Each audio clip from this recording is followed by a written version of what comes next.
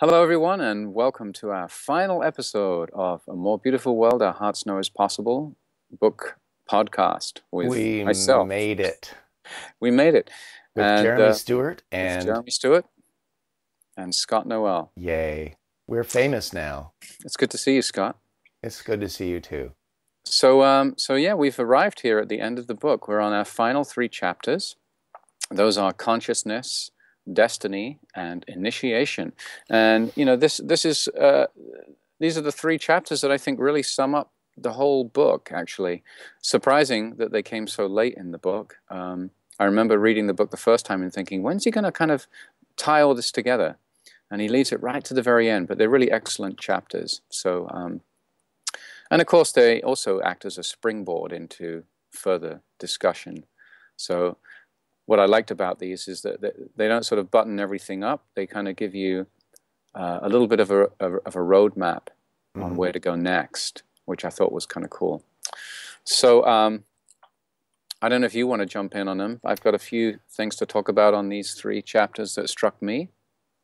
Okay, yeah, I have a lot, and we're keeping it short today, um, but yeah, I'm looking forward. Actually, I'm mostly looking forward to uh, connecting with Charles next week, Yeah, and to just sort of reflect with the author, about all these insights. And yeah, I don't. I mean, I feel kind of weird as a result of going through the book again, the same way I felt the first time I read it. hmm By the end, there's this just sort of this strange feeling, probably what you might call the sense of being between stories. yeah, yeah, And so I feel a little tongue-tied also. It's like your sense of truth starts to change, and so you don't even know what to say. Um, and I'm a little bit in that today, hmm. particularly because I sort of I was hoping to be able to make some sort of grand statement of truth at the end, but it's mostly just like, no, we're on this journey, and it is what it is. hmm It is. Surprisingly, he really he really makes the statement. It's not just anything in particular, but it is what you make of it. Right, And that we right. all, because of this phenomenon of interbeing, we all get to make it what we will. And it's all true. Yes, It's very mind blowing. it is actually. Yeah, and actually he that kind of maybe speaks a little bit to the thing that I underlined here in the book that I thought was great. He says, none of this is to say that there's no such thing as enlightenment or God. Perhaps it is rather that all the things we leave out when we create the category of God are actually part of God as well.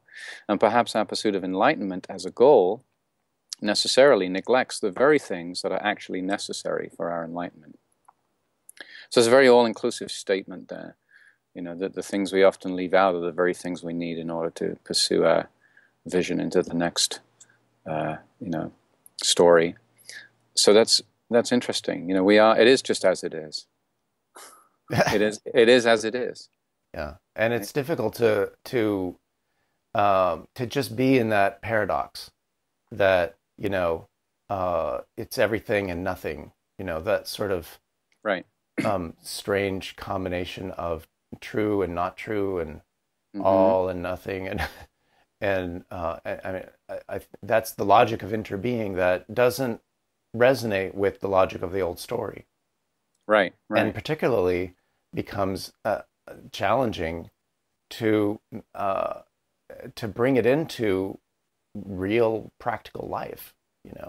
That Yeah. we Yeah. live in a life that is built around the old story, and you can feel very disoriented trying to cultivate this consciousness of interbeing while you're still living in a story where you have to pay the rent and you have to feed the kids, and people don't necessarily connect with their understanding that we're all connected, you know, and so you're dealing with people that look at you as the other, even when you're trying to see them as part of the one. Right, right. And to me, too, you know, this whole thing really speaks to this, you know, what you sort of described there as this, you know, state of interbeing is also kind of like, um, it's similar in a way to, I mean, you know, we live in this sort of dualistic world, you know, where it's us and them and black and white and good and bad. And, you know, we're always pitting one thing against another thing. And I think in order to really function effectively, you have to have a container large enough to hold all of that. And that's why I love, you know, this statement about, you know, it's all of the things that we kind of push aside and neglect, maybe the very things that we need in order to move forward.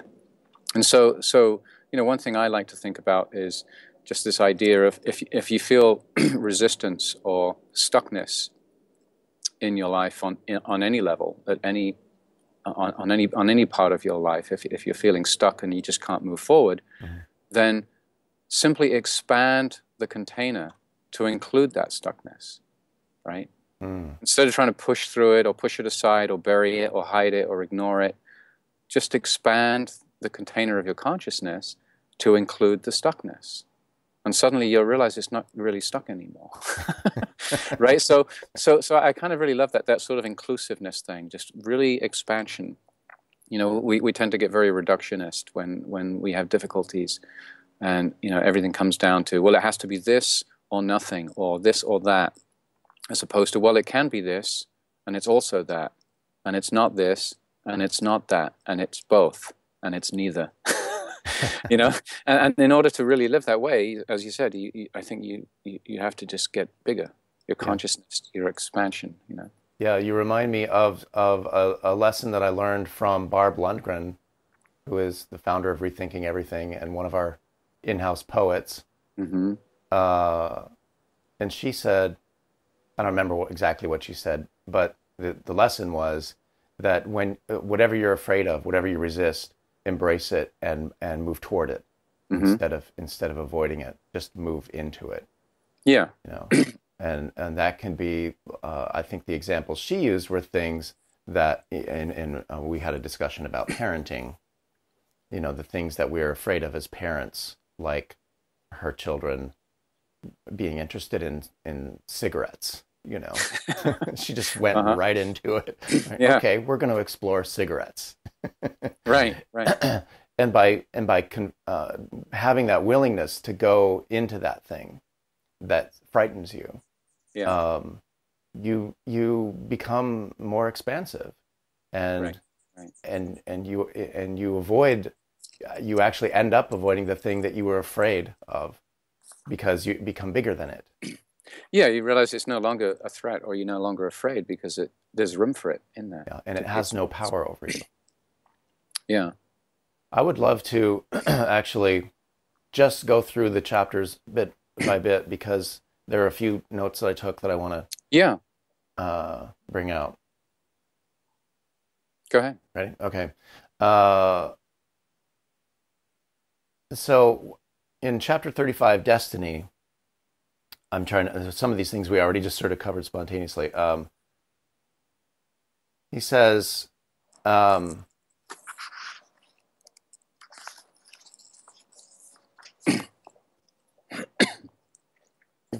he describes this paradox of interbeing.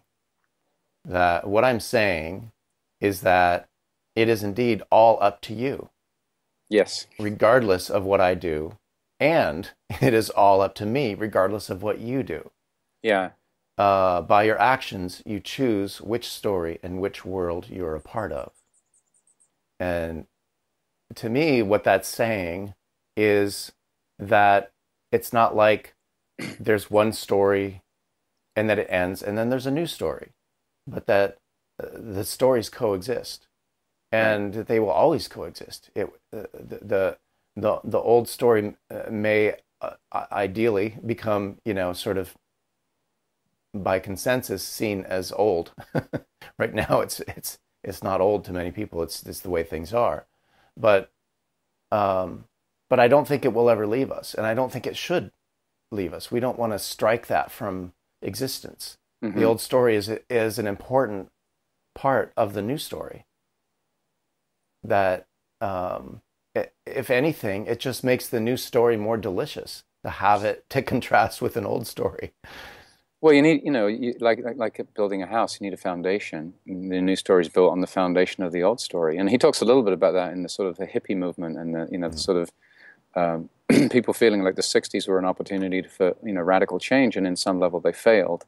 But as he points out so beautifully in this book, in these ending chapters, that the new story, the people that are taking on the new story now, could only do so because of the foundation that the people in the '60s laid.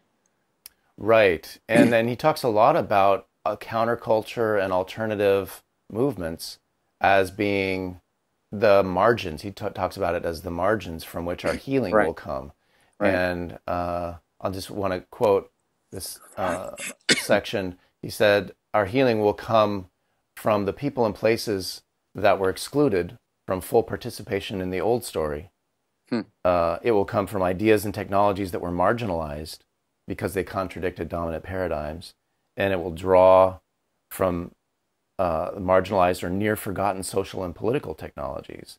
It will engage the kind of skills that our present system suppresses, and it will liberate the marginalized parts of people who have been suppressing their true gifts."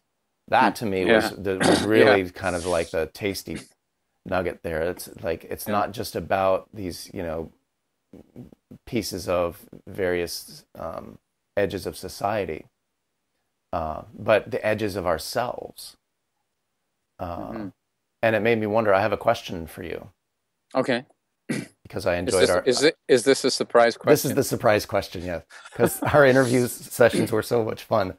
So my question, he says, it will liberate the marginalized parts of people who have been suppressing their true gifts and passions.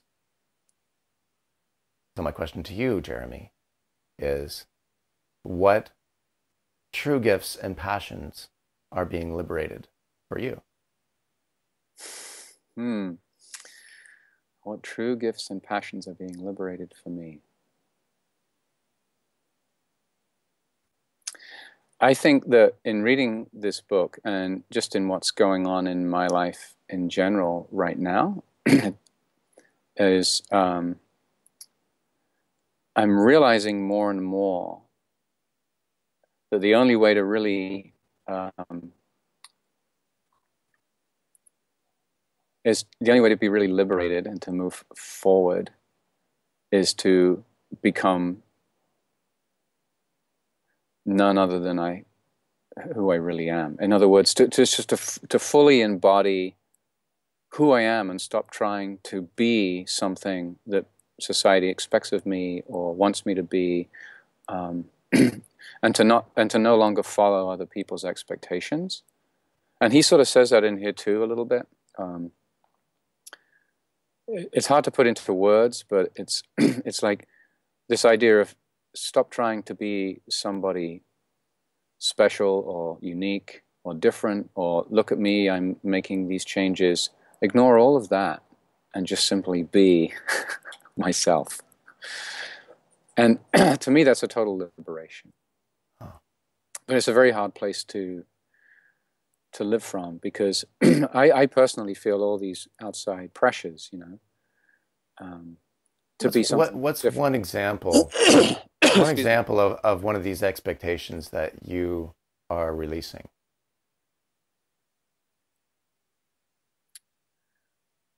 Well, it's just sort of like the idea that,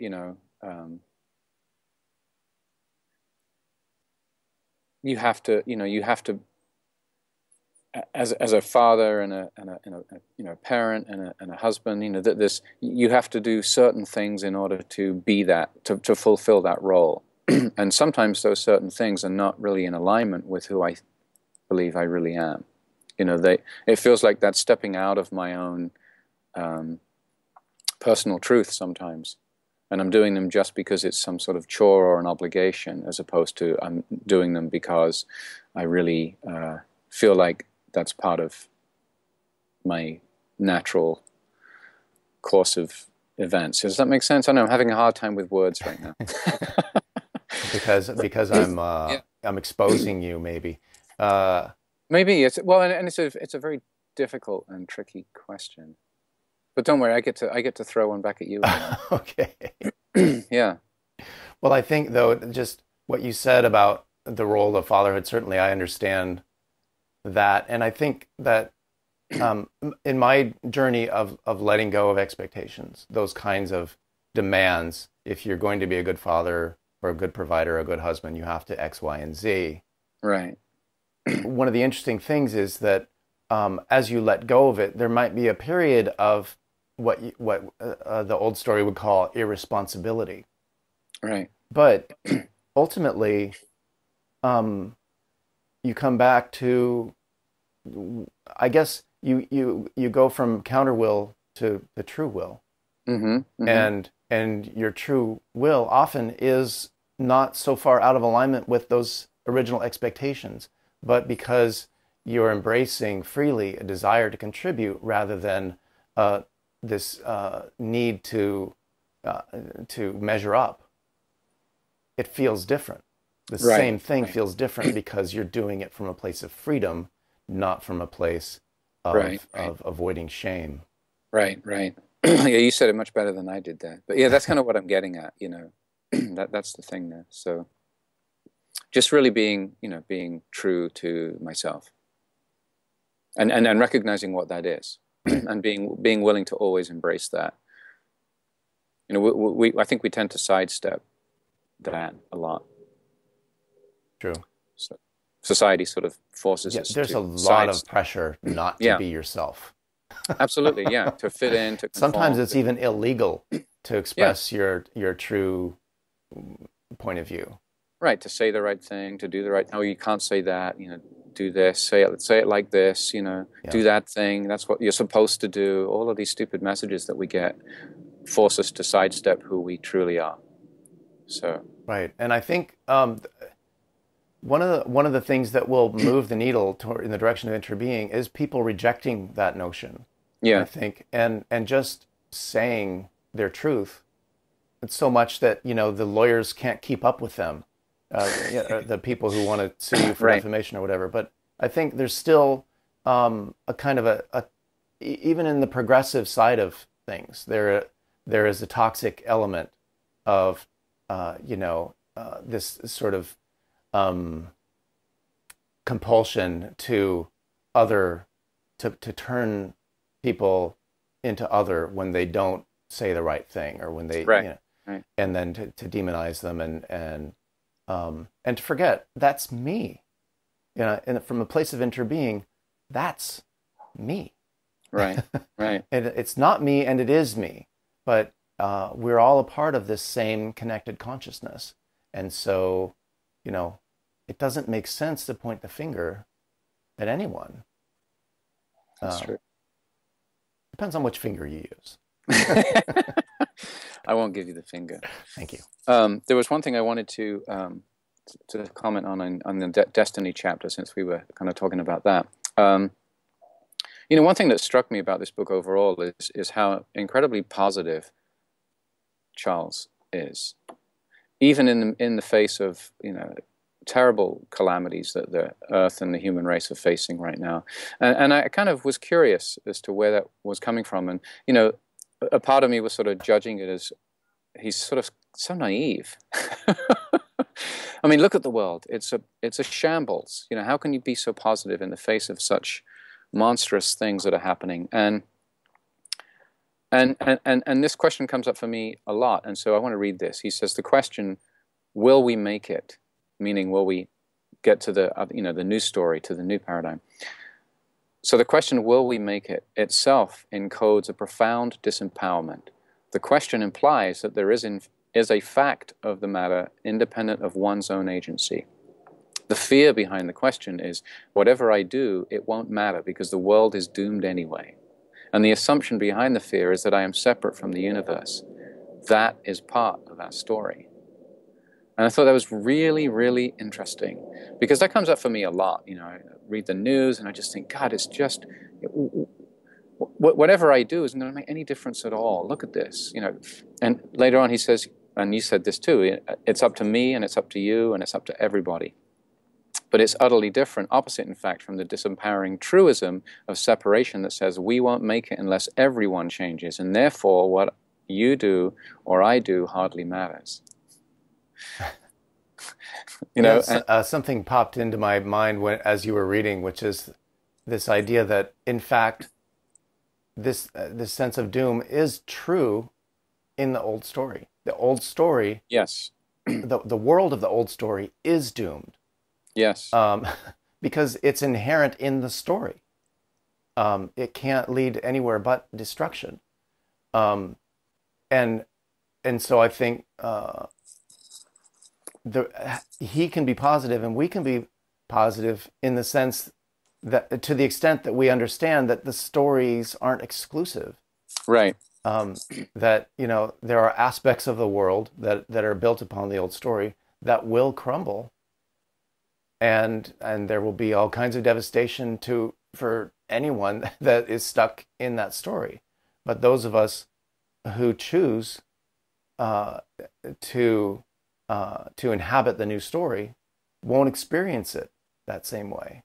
In other words, the reality may be this, you know, the nuts and bolts reality of what's actually happening is not necessarily different for anyone.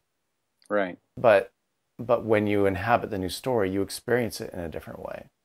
And so then it just, at least from the old story, it becomes a matter of, you know, well, what about, you know, the climate, or what about, you know, our survival? Sorry, I was distracted there, Scott. A squirrel was just approaching me with a with a very strange look on its face. It's like, that was really strange. It was like creeping up towards me. Whoa. Yeah, the squirrel is more interesting than what I was saying anyway. So. No, it just totally. I thought it was a rat or something.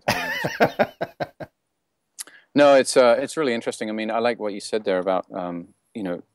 I guess one thing to always bear in mind when we sort of read the you know, the news and everything that's happening in the world is to try to distill, or perhaps the word is maybe kind of see how we're filtering that news. Are we filtering it through the idea of the old story, or are we filtering it through the lens of the new story? And if we switch back and forth, then how does our perception of that piece of news change? Yeah. That's beautiful. And yeah, and I think the gift that Charles has given us is this ability to be positive in a way that is not what I call positronic. You know, to me, like, there's people that are positive out of this genuine knowing of their interbeing. And then there are people who are just sort of putting on a smiley face. Right. Which I call that being a positron. Because it's sort of robotic. Right. But right. Just be happy. Right. And pretend you're not feeling all this pain. But that's a sense of he's demonstrating through this book, I think, that you can embrace it all. Yeah. And you don't have to exclude any aspect of life. So I have a question for you. Oh, do you? Yeah. Here's your surprise question if you're ready for it. Okay. So, Scott. Bring it on. So the work that you do in the world already goes a long way towards disrupting the old story, along with helping people realign themselves with a more authentic self and direction. Has immersing yourself in this book and in this podcast changed your perceptions or given you further insight into how you could be more effective? Well, I think so. I think so, and it's a beautiful question because it relates so much to these last 3 chapters, right? And the conclusion of the book, which is this idea that you just choose your story, you know. And in one sense, he's saying choose the old story or the new story, but I don't think it's so binary. I think it's choose your story, you know? and just be yourself. Shoot, there was something else. I had it for a second there. Repeat the end of your question again. So has immersing yourself in this book and in this podcast changed Okay, your I remember perceptions? now. I remember now. So Or I give you just needed to further let insight. go. Yeah. Okay. I always do that. Um, he had written in one of these last three chapters about gurus. Right. And of course, that made me think of myself because I'm a life coach, and the successful life coaches transform themselves into gurus.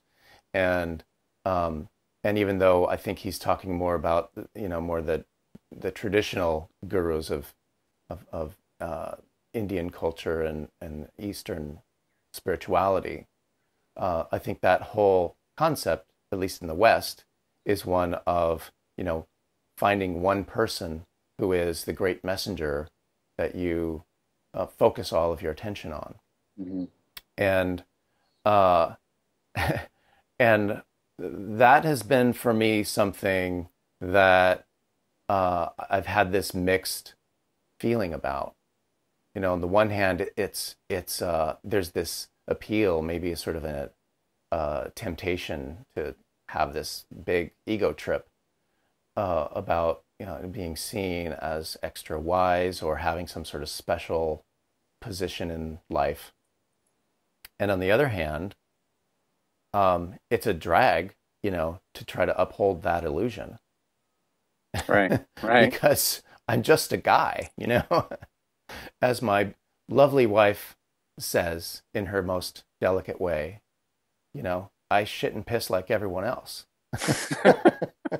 Yeah. It's a really important point. I mean, I always like to look at it as, for me, my aspiration in myself is always to be extraordinary. And I like that word and people misinterpret it. Right. It doesn't mean it means, great or no, wonderful. it means extraordinary, as ordinary as you could possibly be. Oh, okay. That's a new twist. Yeah. So I like it from that perspective. Just be ordinary. Just be yourself. Extraordinary. Nothing special. You're very special to me. Thank you. Well, one more thought about this, in response to your question, which was that I do feel that my work is becoming more effective, more powerful, to the extent that I embrace a consciousness of interbeing as I'm doing it. Mm-hmm. Particularly when I'm doing a one-on-one session with the client, because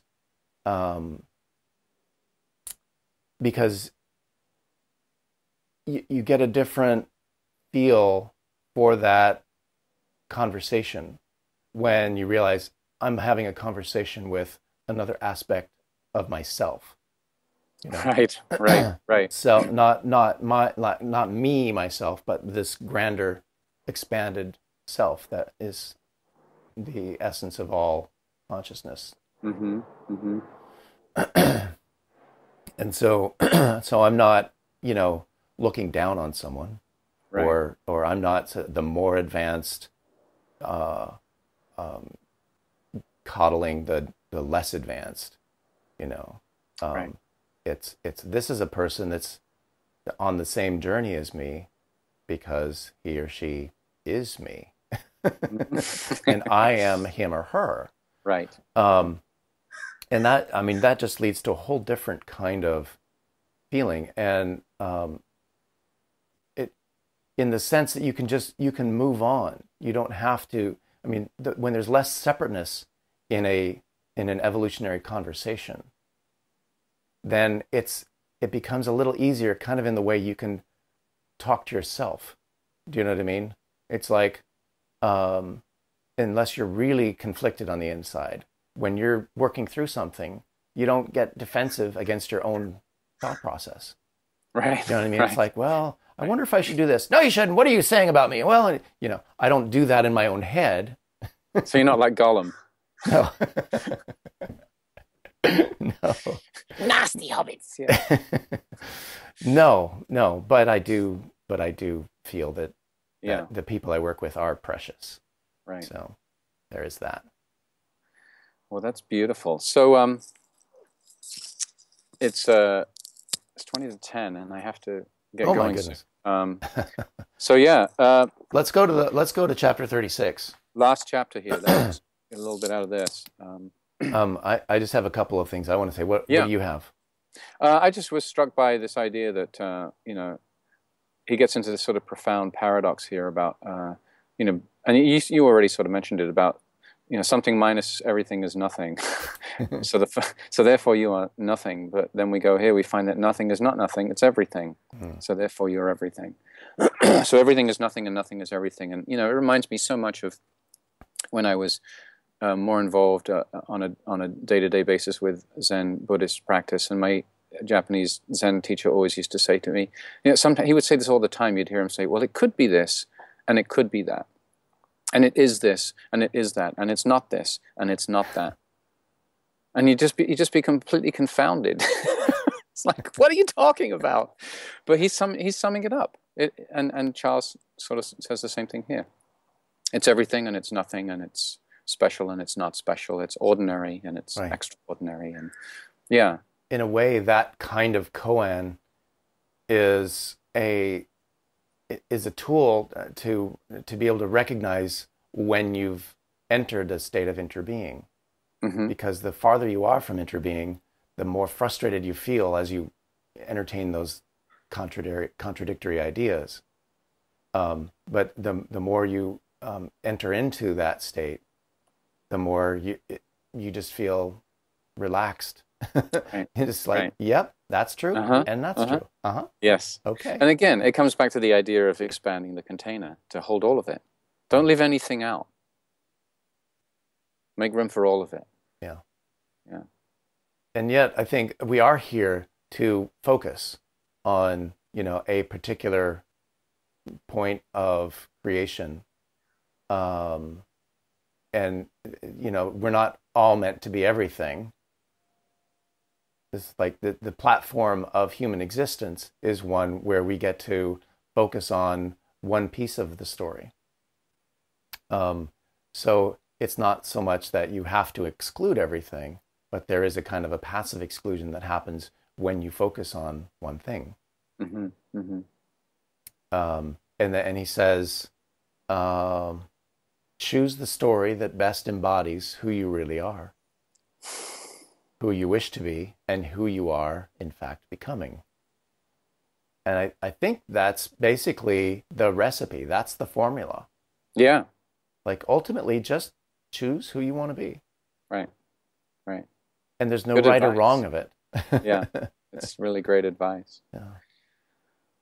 Well, so we get to meet next week and discuss further with Charles some of these ideas. And I'm super excited to get his personal take on, from the person himself, not just reading his words.